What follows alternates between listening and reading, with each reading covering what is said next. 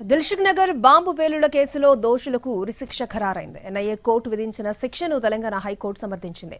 రియాజ్ బత్కల్, ఆసిన్ బత్కల్, అజ్దుల్లా అఖ్తర్, తహజీన్ అఖ్తర్, జియా ఉల్ రెహమాన్ కి ఉరిశిక్షను ఖరారు చేసింది.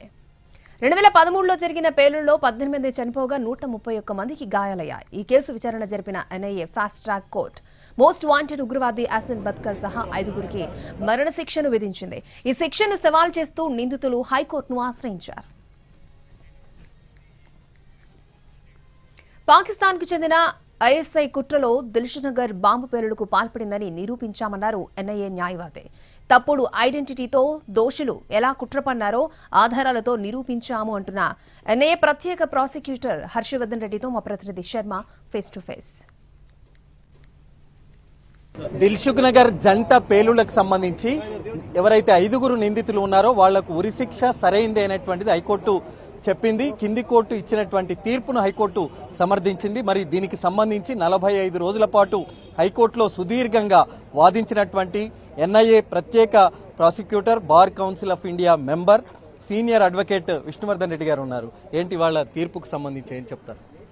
ఈ రోజు ఉన్నటువంటి హైకోర్టు డివిజన్ బెంచ్ ముఖ్యంగా జస్టిస్ లక్ష్మణ్ గారు, శ్రీసుధా గారు ఆల్మోస్ట్ చాలా సుదీర్ఘంగా ఆ అక్యూజ్డ్ కూడా పూర్తి అవకాశం ఇచ్చి ప్రతి లెంతీ ఆర్గ్యుమెంట్స్ ఒక డీటెయిల్డ్ మైక్రోస్కోపిక్ ఎగ్జామినేషన్ చేసి ప్రతి ఆస్పెక్ట్ కూడా కింది కోర్టు ఏ రకమైనటువంటి లాక్యునాస్ ఉన్నాయి, ఇన్వెస్టిగేషన్ లో ఏం జరిగింది అన్ని విని తర్వాత మా ఎక్స్ప్లెనేషన్ కూడా విన్న తర్వాత మేము రిటర్న్ ఆర్గ్యుమెంట్స్ ఇచ్చిన తర్వాత 390 పేజెస్ రిటర్న్ ఆర్గ్యుమెంట్స్ కూడా సబ్మిట్ చేసి ప్రతిది కూడా అంటే it's not volume what ever they have Ryzen ఏదైతే చెప్పారో ప్రతిది కూడా చాలా విస్తృతంగా ఇన్వెస్టిగేషన్ ఆఫీసర్తో సునీల్ ఇమానియల్ గారు, మా ఇన్వెస్టిగేషన్ సిఐఓ గారు వారితోటి, తర్వాత వెంకటాద్రి గారు, తర్వాత డెప్యూటీ ఇన్వెస్టిగేషన్ ఆఫీసర్ ఆయనతోటి, తర్వాత మా యొక్క ఎన్ఐఏ ఇక్కడ ఉన్నటువంటి హెడ్ అయితే ఎవరున్నారో ప్రవీణ్ గారు, మన విక్రమ్ గారు IPS is deputy inspector general NIA Hyderabad head quarters, వాళ్ళందరి యొక్క సజెషన్స్తో ప్రతి ఒక్క వాల్యూమ్ను కూడా ప్రతి ఒక్క రిపోర్టు కూడా స్పష్టంగా చేసి హైకోర్టు వారి ముందు సమర్థమైనటువంటి వాదనలు వినిపించారు. కింది కోర్టులు ఇచ్చినటువంటి తీర్పులను కొన్నిసార్లు హైకోర్టులు వ్యతిరేకిస్తూ ఉంటాయి. కానీ ఈ కేసు విషయంలో హైకోర్టు సమర్థించడానికి మీరు వాదించినటువంటి ప్రధానమైనటువంటి వాదనలో ఒకటి చెప్పండి. ముఖ్యంగా కాన్స్పిరసీ యాంగిల్ అనేటువంటిది అక్యూజ్ నెంబర్ 1 రియాజ్ బక్తల్ అనేటువంటి వ్యక్తి పాకిస్తాన్ లో హైడింగ్ ఉండి అక్కడి నుంచి A3ని పంపించాడు, A2ని పంపించాడు.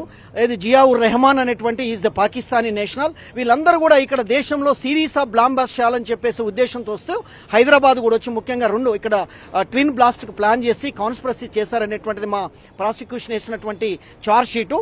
దాని ప్రకారం ఏంటంటే A3, A4 ఫిజికల్ గా అక్కడికి వెళ్లి దిల్సుఖ్ నగర్ లో అక్కడ సైకిల్స్ లో పెట్టినటువంటి ఐఈడి ఇంప్రొవైజ్డ్ ఎక్స్ప్లోజివ్ డివైస్ అనేటువంటిది ఈ with in span of 6 seconds లో ఒకటి 107 బస్ స్టేషన్, ఇంకోటి A1 మిర్చి సెంటర్ దగ్గర ఒకేసారి బ్లాస్ట్ కావడం వల్ల 18 మంది, ఒక అన్బార్న్ చైల్డ్, తర్వాత 17 మెంబర్స్ కూడా చనిపోయారు. ఆ తర్వాత 131 కూడా సీరియస్ గా ఇంజ్యూర్ అయిపోయారు. మా తరపు సమర్థవంత వాదనలు it is a deep rooted conspiracy from Pakistan. It is already these type of things ఏంటంటే వీళ్ళందరూ కూడా చాలా సీక్రసీతో with pseudonames, with proxy servers తోటి, తర్వాత proxy by hiding their identity through emails అన్ని కూడా డిఫరెంట్ ఫోన్స్ అన్ని కూడా చేయడం జరిగింది.